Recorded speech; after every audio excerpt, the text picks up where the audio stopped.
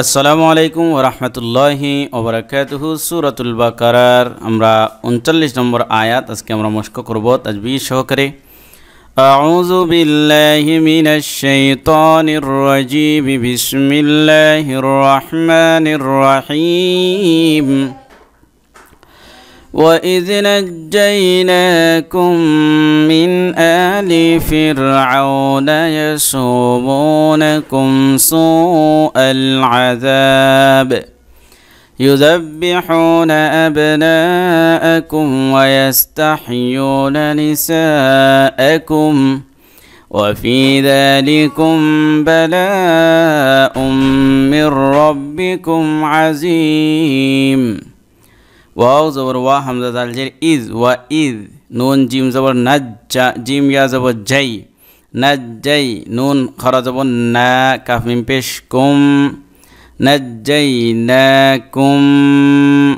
মিম নুন জের মিন হামজা খরা জবর আ লাম জের লি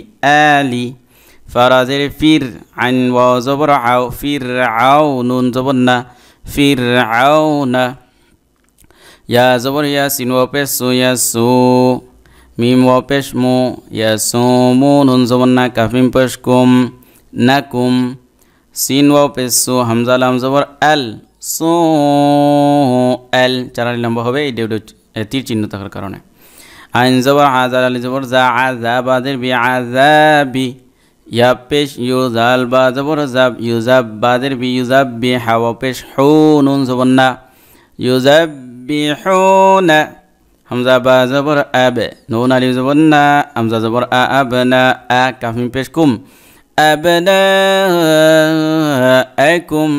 ওয়া জবর ওয়া ইয়াসিন জবর ইয়াস ওয়া ইয়াস্তাহা জবর তাহ ওয়া ইয়াস্তাহইয়া ওয়া পেশ ইউ নুন জবর না ওয়া ইয়াস্তাহইউনা নুন জেন্নি সিন আলিফ জবর সা হামজা জবর আ কাফ মিম পেশ কুম নিসাআকুম ওয়া জবর ওয়া ফা ইয়াজরিফি ওয়া ফিহি জাল খারা জবর জা লাম জের লিদালি কাফ মিম পেশ কুম জালিকুম বা জবর বা লাম আলি জবর লা বালা হামজা মিম দুই পেশ মিম রা জের মির রবা জবর রব বা জের বি রব্বি কাফ মিম পেশ কুম রব্বিকুম আইন জবর আজ ওয়া জের জি আজি মিম দুই পেশ মুন আজিম যেহেতু আমরা ওয়াকফ করব এজন্য আজিম। وَإِذْ نَجَّيْنَاكُمْ مِنْ آلِ فِرْعَوْنَ يَسُومُونَكُمْ سُوءَ الْعَذَابِ